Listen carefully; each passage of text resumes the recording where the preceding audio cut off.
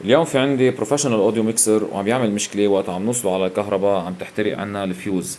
يعني اكيد من البديهي انه المشكله عندي بالباور سبلاي تبع هيدا الميكسر. مثل ما شايفين هون بيتألف من قسمين، قسم الميكسر وقسم الباور سبلاي. اكيد بدي افصل الميكسر من خلال هيدي الكونكتور واشتغل بالباور سبلاي وشوف شو المشكله يلي موجوده بقلبه. ومن بعد ما فحصته لهذا الباور سبلاي بين معي انه هذا المصفت يلي عم يعمل هيدي المشكله. ومثل ما شايفين هون في عندي هاي بورت فيوز، مثل ما شايفين كيفية منزوعة ومكسرة، اكيد بدي بدلها مع هذا المصفت.